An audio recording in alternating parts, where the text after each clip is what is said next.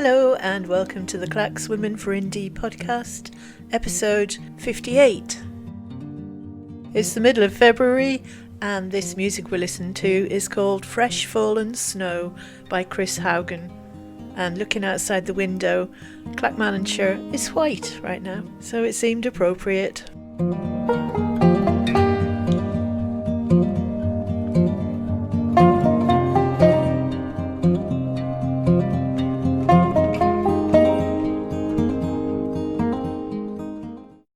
So it's February and where are we? We're still in lockdown, still out of the EU, still part of the UK. So that doesn't seem to be a very promising start for making a podcast, does it? But let's see what we can pull together. Last week saw the premiere of Leslie Riddick's latest film. This one was about Estonia, the Baltic Tiger, and it was premiered on YouTube, followed by a Q&A session, and it's a beautiful film, definitely worth seeing the whole thing. And just looking at the YouTube channel now, Leslie premiered the film on the 31st of January. It's now as I'm recording this bit, it's the 8th of February, so that's just a little over a week, and it's had 24,000 plus views. And to say that no mainstream filmmaker or TV channel is interested, it just shows the poverty of their imagination, and they really are missing a treat. Estonia has a very interesting story to tell, having become independent after years of under the Soviet rule. And they have lots and lots of lessons for us. So I'm just going to start off with a couple of clips of things I thought were particularly inspiring. Imagine having a superpower as a neighbour, one that ruled your country, sent thousands to Siberia, still invades other neighbours, and whose people form a third of your independent country today. It took 3 years after independence for the last Russian military to leave. Now, Estonia has an army of its own and an international peacekeeping role. It has 3,000 full-time soldiers, but 20,000 in reserve, and the support of its NATO family since it joined in 2004. It's probably fair to say that joining NATO was more of an important milestone and more of something which is widely perceived in Estonia as a cornerstone of Estonia's defense policy. However, joining the EU was a much broader political project, which also means not just economic consequences and benefits, but also wider political, cultural changes, being part of the common labour market, which is something that has impacted not just the Estonian economy, but also tens of thousands of people in Estonia. There's been a lot of EU money flowing into the country, a lot of European companies, Scandinavian companies coming here, investing here, creating jobs, bringing in money. It's been very interesting times to live through, to see this transition in the country happening within a generation. I'd like to think that we can still build a friendly, inviting country for the generations to come. But at the same time, of course, the European Union will hopefully be in the future a place where people can work and travel freely, and Estonia is not going anywhere from the EU. At least I hope I will never see that happen. And by the way, I hope we will soon have Scotland in the EU one way or another. Not being cheeky, but you don't look like you were born when your country became independent. No. Right. So why is it so important for you still to come out and celebrate? Because you are independent, you don't need to keep celebrating it. We're raised very patriotic. Yeah. It's just like the very nice feeling that you're here and Estonia got free and independent, and just looking at the Estonian flags is just something that we're kind of born with. Just respecting that. The stories of our grandparents and parents are the reason we come here and celebrate our freedom and independence. wouldn't it be wonderful if we could cast our minds forward 10, 20, 30 years and have our children and grandchildren meeting in the town square celebrating Scottish Independence Day and sparing a thought for their parents and grandparents who made it happen. That's us. So as I say, beautiful film that Leslie's created. It's available all over the place. We've posted links to it on our Facebook and YouTube channel and retweeted it. But if you just go into YouTube and search for Estonia, the Baltic Tiger, you'll find it. So another feisty woman that caught my attention this week was Ruth Watson, who you'll all know from Keep Scotland the Brand. Ruth was on Broadcasting Scotland last week and treated us to what I can only describe as a vintage Ruth rant, passionately and articulately delivered. The Conservative Party is under growing pressure to discipline backbench MP Sir Desmond Swayne after he refused to back down from baseless claims that NHS capacity figures had been manipulated to exaggerate the scale of the pandemic. Swayne, a former minister, refused to apologise after the emergence of a November interview in which he urged a fringe coronavirus deniers group that has suggested the pandemic could be a hoax to persist in protesting against lockdown. The Save Our Rights UK group has also published videos promoting theories of David Icke and Piers Corbyn, as well as an interview in which it is claimed that coronavirus is linked to the QAnon conspiracy and that Madonna revealed her awareness of the pandemic at the 2019 Eurovision Song Contest. The Labour's deputy leader, Angela Rayner, said that after the Conservatives have refused to act, the Prime Minister must intervene urgently to condemn these comments and take action. It also emerged today that Swayne had appeared on the Richie Allen Show, a radio broadcast that has previously featured multiple Holocaust deniers and anti-Semites. The Cabinet Office Minister Michael Gove told Sky that Swayne was out of order and must apologise, saying that I work with Sir Desmond, I have great affection for him, but I'm afraid he is completely out of order. Despite Swayne having already refused to apologise, Gove refused to commit his party to taking any further action. Ruth, what was your reaction to Mr Swayne's amazing pronouncements? Do you think that the Tory party will ever do anything about this kind of thing? Does the Tory party ever do anything about that kind of thing? I think it's expected in Tory MPs, isn't it? Well, I am sure that there are Tory MPs out there that have an inkling of decency within their rape clause hearts. I think the thing that I find really disheartening is that there are people who have a right of centre perspective who have no home to go to. I abhor the Tory party. I think that they are descending into, just to look at Sir Swayne, you just have to look to see that he personifies the 1940s spiv British National Party strutting. Am I allowed to say ball bag? I'm not sure. My tolerance of COVID denying, far right, racist, bigoted, xenophobes. I mean, no, we can't allow this. We cannot allow this to be okay. But the Tory party now is so beyond the pale that there's nothing. I mean, we've got people, thousands of people dying, hundreds of thousands of people dying that didn't have to die, but they pursued some mad Bolsonaro philosophy and just there's a pattern. There's a pattern of the strong men populist politics. You just have to look at the kind of things that Priti Patel has done. I mean, a woman who basically committed treason in her previous ministerial capacity. Yep. And yet in Scotland, I mean, I'm all for ethics, absolutely all for ethics in broadcasting, and ethics in politics and everywhere. I'm an ethical person, but I do think the way in which, I mean, the Tory party is now something akin to the drunk uncle that you don't go near at Christmas time because he's kind of like drooling, and there's an odd smell emanating from his trouser department. You know, and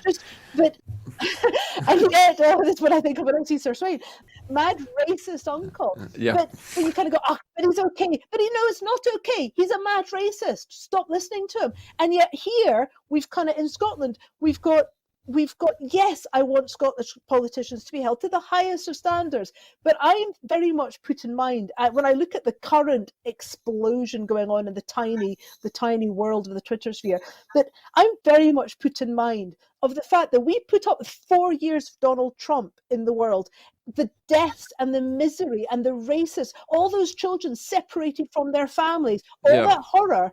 And it was all because people got squeamish about Hillary Clinton's emails. So can we please in Scotland have a look at what's happening in the madness down in Westminster. Have a look at what's happening. Posters and billboards up asking EU citizens, UK citizens from the EU to go home. It's not okay. None of this is okay. So can we please just focus on getting Scotland out of this madness and take a real hard look? Because we had Holocaust Remembrance Day the other day, and the point is that the Holocaust began with the ballot box. It began with people spouting hate. It began with people targeting the other. And those poor souls that were tortured and murdered, that was done under bad laws that were passed. The murder of all of those millions of people was legal because of those laws that were passed. Now, I do not say it lightly, but I look at what is happening in the darkest hole of Westminster, and I think we are in a really dangerous place. None of this is okay. So can we please get our fingers out and have a real serious look? Because people will die and will continue to be dying down the road if we don't sort this out now and have a look at what really matters. Okay, Ruth, thank you very much. Obviously, you feel very passionately about this. Well said indeed, Ruth. I think that's very good advice. Luckily, we have no shortage of feisty women in Holyrood either.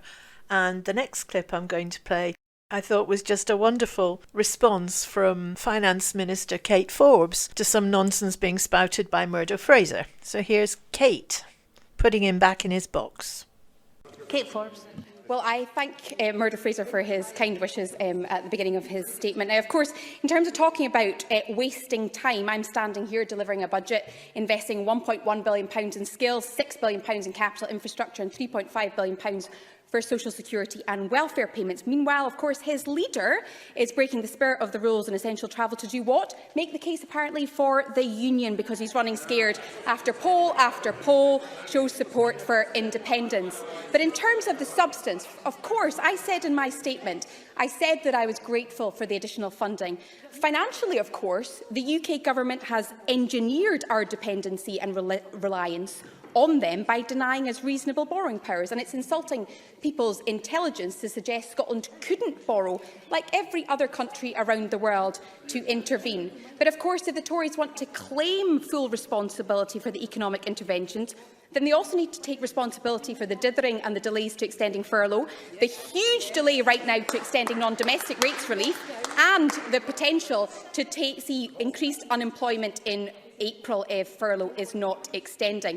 The last point was around the additional funding, and there is £1.3 billion that has been confirmed in the UK spending review. That is to cover health, it's to cover transport, it's to cover jobs.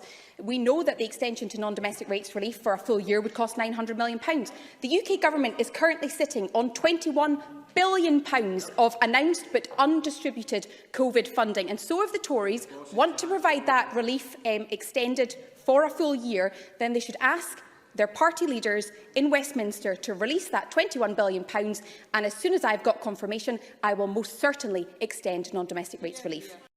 Meanwhile, Westminster politics continues its slide towards the gutter, thanks to the most far-right Tory government we've ever had at Westminster. And one of the things that caught my eye was a 10-minute rule motion by Owen Thompson. The bill that he's proposing is essentially to require Tory MPs to come and fess up if they're going to be benefiting from contracts that have been given to friends of theirs. The very idea that we need this kind of bill just shows you how far down the road of corruption and cronyism this government has already gone. Whether the bill ever makes it to see the light of day, who knows?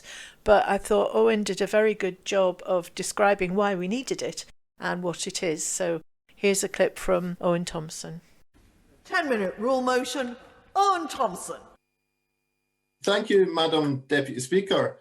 Madam Deputy Speaker, I beg to move that leave be given to bring in a bill to require a minister to make an oral statement to Parliament if a contract is awarded under emergency statutory powers to a person in whom or a company in which a minister has a personal, political or financial interest. Madam Deputy Speaker, today I present an important bill which would help safeguard against the risk of procurement corruption and restore some trust in the integrity of our democratic processes at a time when this trust has been rocked to the core. Anyone in public office should be there to serve the public good, not to exploit their position to line the pockets of themselves, their pals, or their party donors. Yet during this crisis, we've seen lucrative contracts go to firms with little experience in public procurement, but with very clear links to people in power. Issues with cronyism are not new, but there's been nothing of this scale before, nothing so blatantly disregarding due process. It could be said that a crony virus is threatening the health of our public services and emergency action is needed to get the government under control. I fully understand there was a need to procure goods at a scale and speed never done before when the pandemic struck, so the usual processes to ensure best value to the public purse did have to be set aside. But to many, it looks suspiciously like the emergency has been used as a catch-all excuse by this government to bypass due process at every turn. The National Audit Office reported a staggering £10 billion worth of contracts have been awarded without competition by the end of July last year, and more than a few of them have raised eyebrows. There are serious questions to be answered about why politically connected and relatively new companies with no track record in procurement were amongst those awarded contracts to supply our NHS. To give just a few examples, the Good Law Project reports that within 2 weeks of inviting tenders in March last year, the government had 24,000 offers from 16,000 suppliers, many of whom had a wealth of experience in providing PPE for healthcare professionals. Yet 3 of the biggest beneficiaries of government contracts awards were a Florida-based jewellery company with no experience of supplying PPE, a tiny vermin control operation called Pest Fix, valued at just $19,000, and an opaque family office owned through a tax haven, Ayanda Capital, whose senior advisor also by chance had a role in the Board of Trade.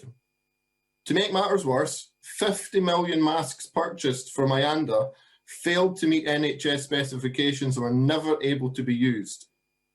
Then, as reported in The Guardian, there's the awarding of a £30 million contract to the Health Secretary's former neighbour, who used to run a local pub in his constituency, after an initial conversation over WhatsApp. Now, he may well be the best person for that role, but without greater scrutiny and clarity, it's no wonder questions are raised about the legitimacy of such deals.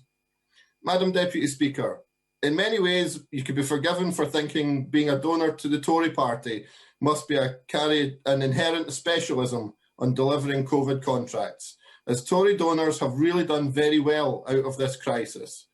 Millions awarded to firms like Globus Shetland, who donated $400,000 to the Conservatives, or P14 Medical, owned by a Conservative councillor.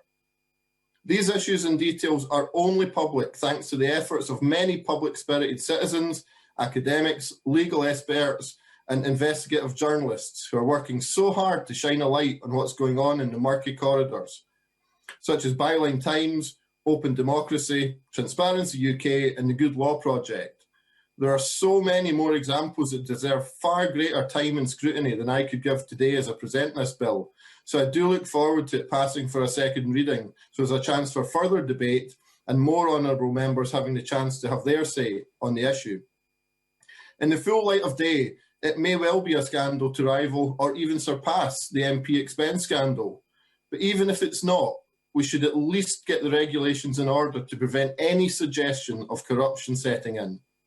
When processes to protect the public purse and ensure fairness are stripped away, it leaves open the clear risk of unscrupulous individuals exploiting the system for private gain. So it's important that the government does all it can to mitigate against those risks. Instead, sadly, it seems to have revelled in the freedom to bypass due process. The need for greater scrutiny is clear.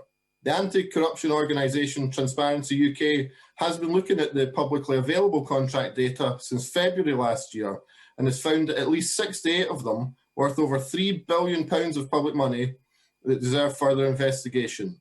The Department of Health and Care awarded 57 of these contracts, 47 of which for personal protective equipment, totalling £2.1 billion.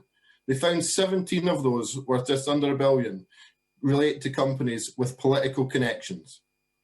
Now, there's no public record to tell us which of these were referred via the high priority VIP lane, which the government set up to allow suppliers with links to politicians and senior officials to pitch directly. The criteria for this is not clear, and its existence wasn't mentioned in the Cabinet Office guidance note. In fact, we only know about VIP lanes as a result of the report from the National Audit Office. We do know, though, that it's still a mysterious VIP lane was your best bet for getting a contract. 1 in 10 offers were successful compared to just 0.7% through normal channels. It's simply appalling that while underpaid frontline staff struggle, billions of pounds in public contracts seem to be handed out like sweeties to people with friends in high places. People with questionable experience but unquestionable links to power, fast-tracked towards big money deals to supply life-saving equipment. It's been done without competition, behind closed doors, and often producing faulty or substandard goods. Meanwhile, those with a track record in public procurement or an expertise in NHS supplies, but who don't happen to rub shoulders with the right people, have struggled to get a toe in the door. It seems to be much more about who you know and not what you know. There should be absolutely no question mark about the motivation behind COVID-19 contract. It cuts to the heart of how a government operates and what their priorities are.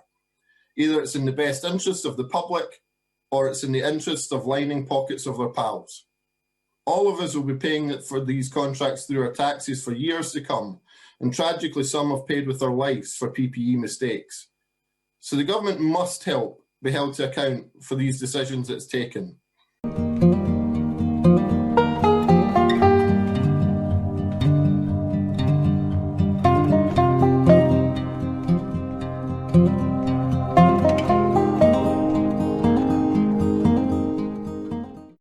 Well, the snow is still falling outside, but luckily the Clacks wifeys don't even have to leave their warm houses to get together in the virtual coffee shop. So pour a fresh cup and come and join us, see what we're talking about this week. As always, there's the controversy regarding Alloa bull closing. Can I ask what the views are of you guys, but also put in the fact that about 15 years ago, my understanding was that council at the time made the decision not to go ahead when they did the PFI schools to put swimming pools in them. It will mean that the only swimming pool in Clackmannanshire will be in Dollar, which, although the school like think it's theirs, is actually owned by the community as well. In normal times, I go to the swimming club at the academy pool. And the community does have a stake in it, but you pay for classes and you still have to book, and they've got various other leisure classes that run there. And the school gets first dibs, so there's not a massive amount of availability, and there certainly are no public swimming sessions. So, under the current arrangements, you'd only be able to use it if you're in either the lane swimming thing or the learners group or the kids' lessons. It's not open to the public as such. It was only built to last 10 years apparently, and it's been up for like 30 plus years. So from that point of view, you kind of understand that maintenance costs are really high. The council were funded just short of the tune of £300,000, but that was just for wet side, because the wet side didn't make profit. The rest of the classes in the gym, they were making a profit, but the wet side didn't make any profit. So the council funding went to cover kind of losses that were made of the pool inside. But there's no, as you say, there's no other swimming facilities. So that's like the club gone, the Golden Girls gone, aqua aerobics, all these kind of things. the whole place of it. I mean, the last time they spoke about it, we had a massive petition, and it gave us a kind of stay of execution. Yeah. We've always said there's plans to build another community leisure facility, and the reason for our protest was kind of like, well, get that going and then shut the leisure bowl. Did they down. not try and do that with the Alva swimming pool? That when they built the new high school in Alva, they knocked down the school, but they'd originally left the swimming pool, and that was to be a community facility. But there was some problem with, was it the electrics or something, and it ended up never being used. They could have had that as a solar powered. It had an incredibly innovative heating system for that pool, but nobody was trained in how to use it properly, so it was fucked up fairly quickly. There used to be a pool in Lawrence Hill as well, which was used, and you could do diving practice there. So once the new schools were built, there was nothing. That is part of the issue, is that when those decisions were made. The whole leisure bowl thing, I mean, that's what people were saying, you know, it may have been run down, but it was our run down place, and for lots of people it was a hub. I mean, I went there, from we came here, and I started teaching, we used to go out every Sunday for a family swim. All the kids have been through swimming lessons. Well, they actually went to Lawrence Hill to swim at Tulligar. Then I had like 8 years at the club as a committee member / coach. You know, all that's gone. Jamie, that's her job gone. But she's got nowhere to teach out of now. When we first arrived in Alloa, the club, you could join as a little kiddie at 5, 6 and go all the way through to European level. It was one of the best clubs in Scotland. And I don't think the people of Alloa appreciated just how good that club was. It was a very warm, welcoming club. I can't begin to tell you how brilliant that was. So it was very sad to hear of the demise of the leisure bowl. I'm glad you're talking about this, because the first thoughts that go through my mind regarding this is disaster capitalism. This is the end of an era. All these things are all collapsing all around. All this infrastructure's gone. And it's a great opportunity for politicians. They want to invest in shovel-ready projects in local communities through local councils.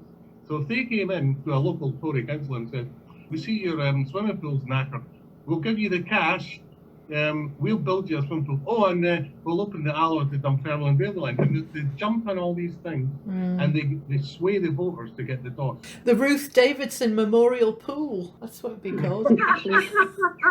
I suspect an awful lot of people want to see her at the bottom of it. So I don't know that. It'd have flags all over. You can imagine the tiling would be in the shape of a Union Jack. It is a vital lesson to learn in life. It's not just about swimming competitions, it's about safety for all. I wondered whether letters denouncing the fact that actually it was the Labour administration at the time might be a wise move. Because actually it's all very well focusing on today's administration, but actually the funding is minuscule at the moment. We're having to fork out, well, particularly in Clacks, a massive amount of money for the PFIs, and that just eats the budget up. It's about 750,000 a month. $750,000 a month is paid out in PFI payments for the schools and all the PFI stuff. Oh no, wonder the councils didn't. Absolutely horrific, but that's what people need to know. They don't appreciate that. That's why there's no money around. You know, and it's all blame. I hate to say it, but it's blame on something that happened 10 years ago. But you have to really focus on that, because those were really incredibly stupid decisions, which are killing off what you can do now. You know, you're right about that whole so many families and ours were included. Before lockdown, that would be a weekend thing, and when it all starts up again, we won't have something in Clacks. The kids will still want to have. Well, as a family, will want to have that swimming of a weekend morning and then go for a treat afterwards. So the individual that made that decision reckoned that people in Clacks could just go through to Stirling. But they could. But then, as Tuleri's just said, that means that the money is not being spent in Clacks, and equally you're going to have something to eat afterwards, maybe a couple of coffees, kids are going to want whatever, and then you've got whatever you're doing that afternoon. So somewhere like Clacks, that's taking your cash out of Clackmannanshire and all the business that goes with it, multiplied up by the number of families that did that. And that looking at the 5 of us, at least 4 of us, that was a weekend regular. If you haven't got a car, not straightforward. Yeah. Do you know? But this whole 20-minute neighbourhood, you want things available where people are. You don't want people travelling all across the country to access leisure, because then what you're doing, you're adding to all the pollution and everything. It's like a class divide as well. Only those with cars or whatever can afford to take their kids somewhere else. And if you say all the money's then going out of Clackmannanshire, people would go to the leisure bowl and either go, I used to go and do the gym classes in the morning, and then we'd go through to the bar and the cafe and sit and have our breakfast, and at the bar and have a, breakfast and a coffee. Or other people would go to Orlando's because it was next to the leisure bowl, would go for a swim and then walk out and go down for an ice cream or macaroni cheese or whatever. So it'll impact on all the small local businesses. What's our local MP saying about it? Well, it was only announced, yesterday, so... Well, was it? I mean, that might be a starting point. Yeah. Yeah, absolutely, Joy, with the culture connection, but there's a real opportunity here for him to really bed in with the interests of the local community and really have a chance to listen to them. But, Larry, the money, where does the money come from? At this point, I don't care where the money comes from, but I just really don't want it to come branded with a union flag. I can trust that the locals around here will probably go and spray paint over anything like that. We don't have the magic money tree. Westminster does. And until we get independent, we can't fund these things. When Tots was at school, her school up the road didn't have a pool. They built it. It was obviously a very small 25-metre pool with 4 lanes, with a gym attached and two lots of changing rooms for 750,000. Now, I appreciate you won't go for a 4-metre pool here, and there are loads of other facilities that you need in the background, but that sort of sum of money, compared with what's being spent on a monthly basis, really puts into, it just brings tears to my eyes. We're only a couple of weeks out from Holyrood elections. I wonder what our MSPs are saying. See, that's the danger, I think, as well, as people are going to use this, and because we're an SNP administration here, they've made that decision. They're going to say, no, it's the SNP, and despite saying, because people always say, you always go back and say it's Westminster's fault or it's somebody else's fault, but you inherit what you inherit and you have to deal with it, and you've not made those decisions. You've got the legacy of paying out $750,000 a month in PFI payments that you did not. Sheer volume of money that's wasted paying off to a private company. And then at the end of the 30-year PFI contract, they then get the right to buy. They don't own it. It's not like a mortgage that they're paying off. The whole discussion, though, Fiona, always comes back to the magic money tree, and it always comes back to currency. And some of the SNP are still clinging to sterlinisation for 2 years attached to the Bank of England. They just can't get themselves away from that idea. That's 2 years of devastation that England could cause in Scotland. There's a conference at Independence Live is hosting it, and it's on 25th, I think, and it's Hop-In, one of those free. They've got a whole range of speakers, and they're looking at the Growth Commission, which was 2018. It was like looking at it now from our perspective currently. What do we think of it?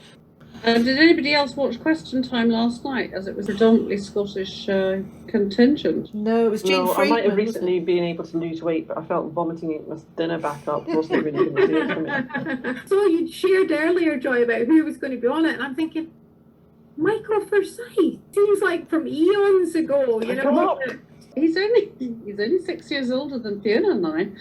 Like he's about 95, and his comments were of somebody who is about 95. It's Brexit loving, House of Lords now. Yeah, but it was just quite interesting. He did more good for Indy than anybody else last night.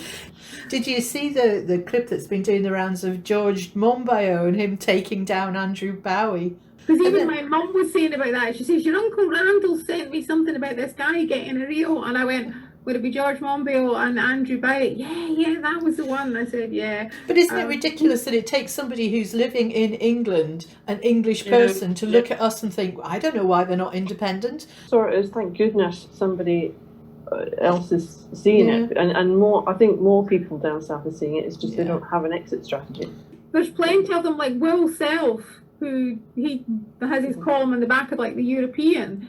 And he said it years ago about, you know, if any small nation can do it, Scotland can do it. What the fuck are you hanging about here for? The other thing I saw, there was a Joanna Cherry at Westminster, and the debate must have been something to do with maternity rights bill.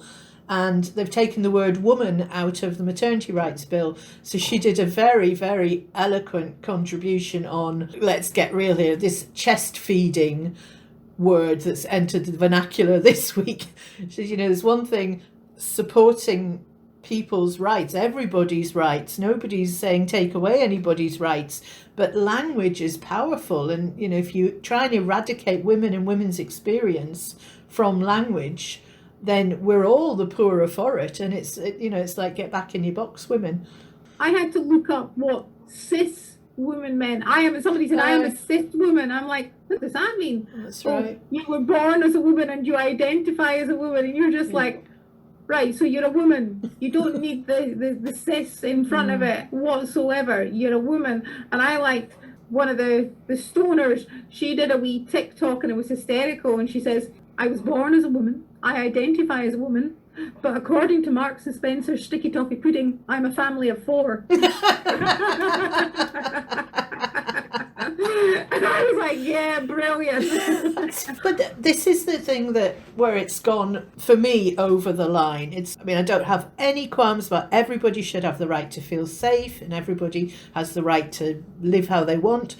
But why my experience as a woman has to be eradicated so it doesn't offend somebody who's in a group who've got a different perspective? Fair enough, their experience is equally valid, but it doesn't mean that ours has to be removed from the language.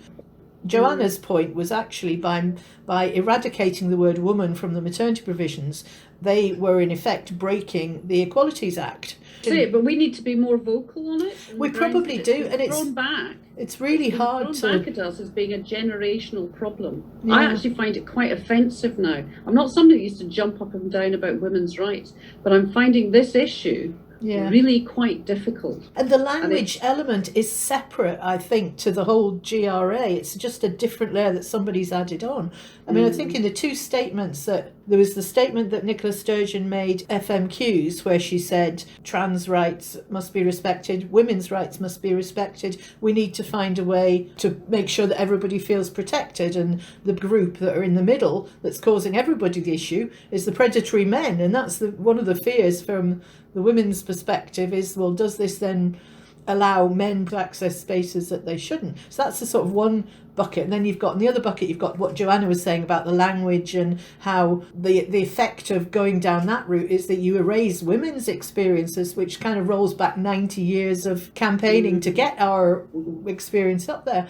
That's why I was interested that you had said, Joy, that, you know, it was probably in the gay community who'd be particularly vociferous about that and start using the words transphobic, because obviously they have a hideous track record of finding themselves in male predatory situations as well, and needing to feel safe themselves. There's other situations like the women in sport. I don't know how they fix that one. That's a really difficult one, because you cannot get to a resolution unless you can have a discussion without screaming. I mean, somebody else has already said it's distinctly generational, and watching, I would suggest that that's the case as well. I mean, the youngsters are it is quite hard going, and actually they themselves will admit they know nothing about sport. You sit there going, "Ugh." They also haven't had the experience of having to fight for their rights all the way through their 40-year career. I think they don't know how lucky they are because they're in the position they're in because of what we did. Generations before have gone through. And you know, they ask them about going for a job interview. None of them will turn around and say, like, I can give examples of, I was asked, was I moving? Did I want to join the police to find a man? Was it my intention? How many children was I going to have? How long was it going to last before I left the police? All these kind of things that they can no longer do or say in interviews because it's been recognised that they're unfair, you know. I was asked age 19, you had to choose whether you wanted to have your annual appraisal shared with you or not. And I said, yes, what are you saying about me? They went, why do you want to see this? Surely you'll get married and leave. Written off at 19. I remember just being in a job and having my bra felt by my boss. Yeah. You know? However, those happy days though those were, I mean, there must have been similar kind of high emotion in Ireland. They were discussing changes to the abortion debate, for example, and what was the other one that was tied in with that? Was it gay marriage? So those are quite emotive subjects, and they managed to come to a conclusion that then reflected the vote of the society when the question was put to them. So although you're right, Larry, we're maybe able to discuss things because we know each other and we have things in common, although that doesn't mean all our opinions are exactly the same. It means we've got something to work on. But I wonder if that Citizens' Assembly might be the way to go for this particular debate, because I can't see anything else that's big enough. Yeah. Yeah, it's the listening. There needs to be more listening. Yeah, and facts as well that go in, not just assumptions and perceptions and prejudices, just actual practical facts. Happy birthday to Larry. Thank you very much. Oh, that reminds me.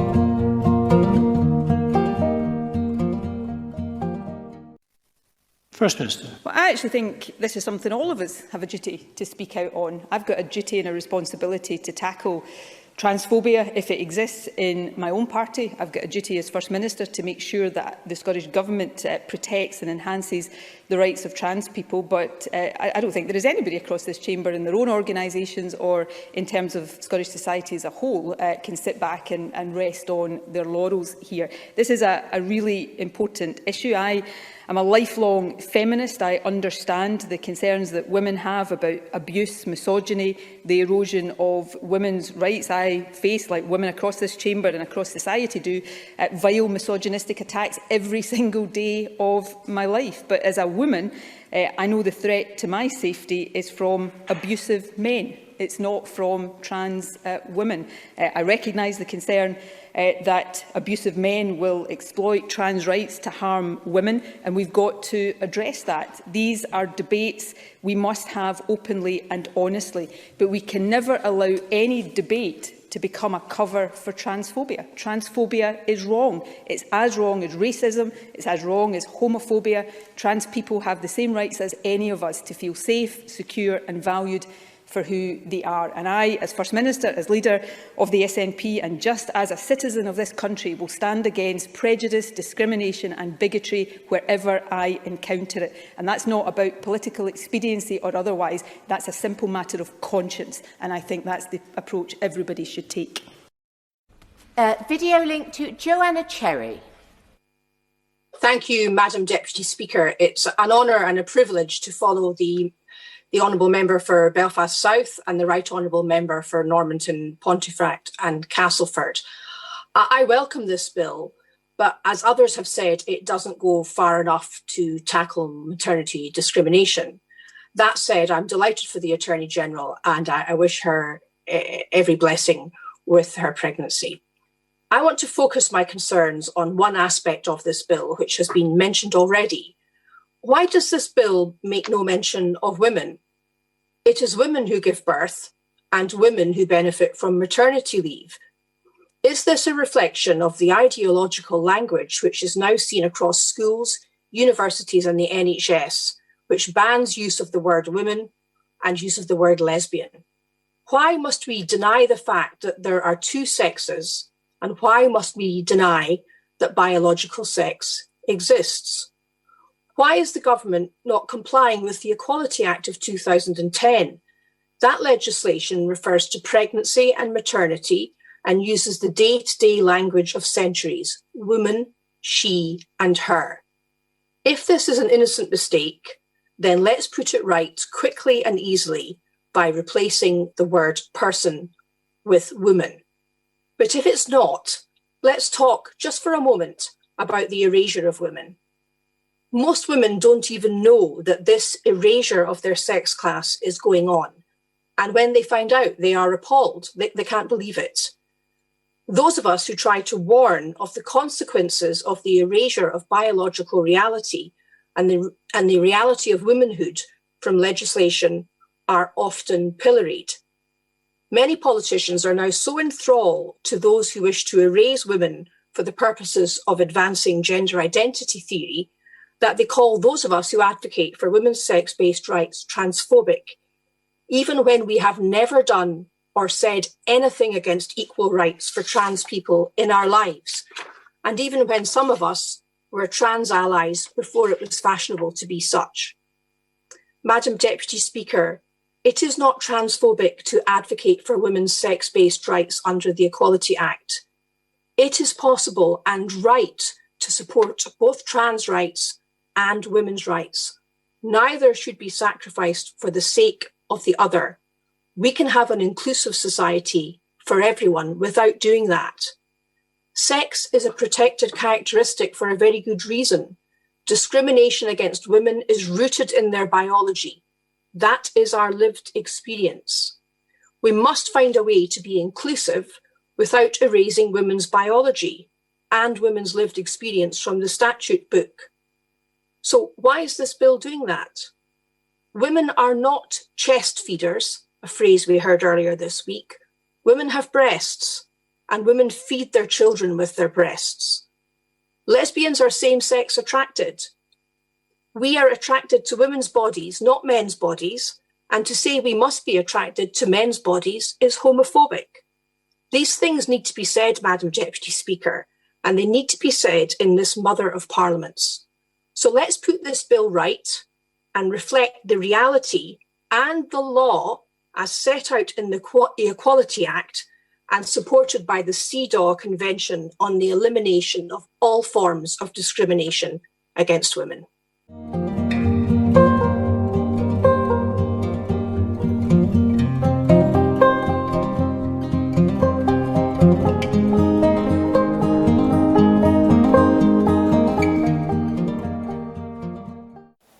And that's about it for this episode.